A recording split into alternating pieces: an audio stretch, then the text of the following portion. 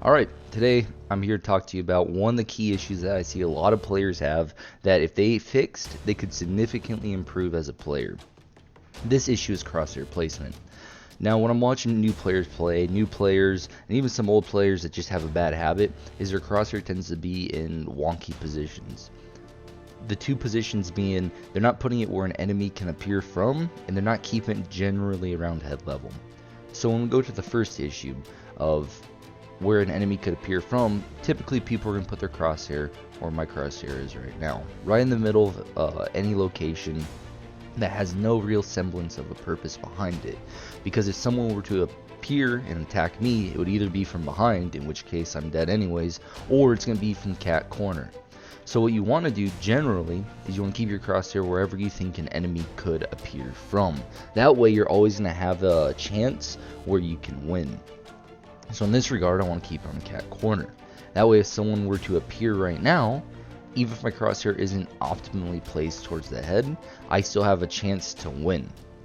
So that's one of the first things a lot of people don't tend to do and they need to fix. Now the second issue is that people tend to not put their crosshair towards head level. Instead they tend to keep it more towards the ground or at the kneecaps. Now again, if you are compensating it and putting where an enemy could appear from, you're not in a total doom scenario. It's a scenario where can you react quick enough to flick up, or are you just going to start spraying, you don't have any spray control, and generally you can still get the kill in that regard as well. But to give yourself a better chance and greatly improve as a player, what you typically want to do is put the crosshair at head level if you have the reaction for it and the discipline to tap away or to do bursts towards the head. This is one of the better locations. However, if you don't have the discipline, like I notice a lot of players don't, and they just tend to go for full blind spray, head level, if you miss your first couple shots and you can't control your spray, I've seen too many people hit above the head and then say, why did I not get that kill?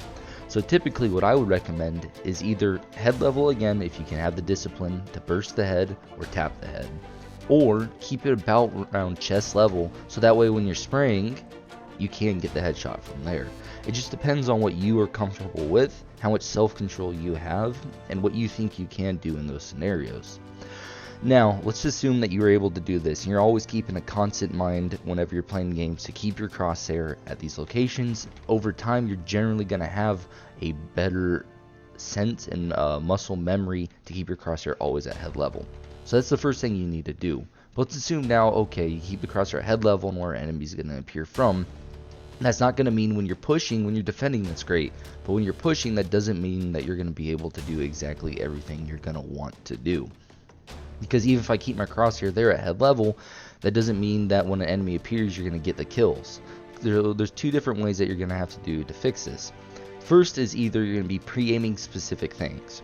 That means you need to know not only map layout, but also enemy positioning often, which takes experience.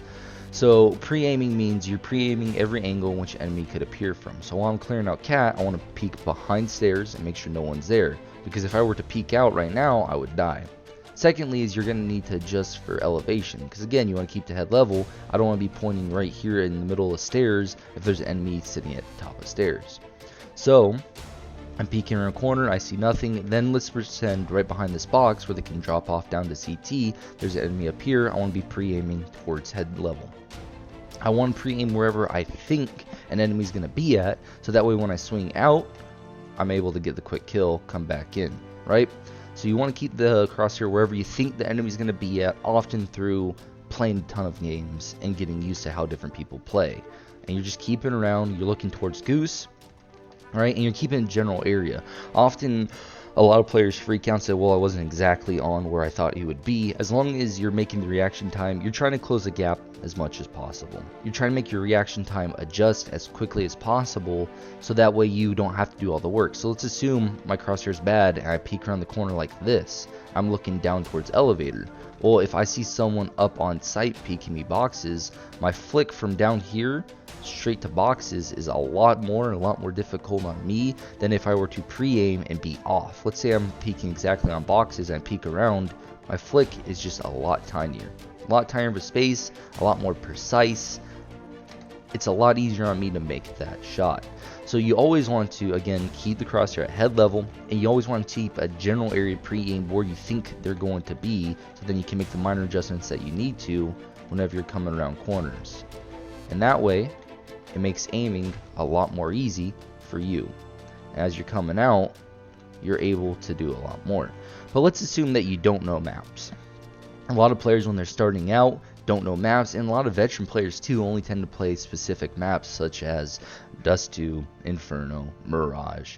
They don't get real experiences on new maps such as Vertigo, or when Overpass first came out, though people are starting to learn that now, or eventually when the reworked Cobblestone comes out, if it does. So to fix that, you have not just pre-aiming, but you have swing aiming as well. So in this regard, is you're going to hold close to a corner, and you're just going to swing around the corner.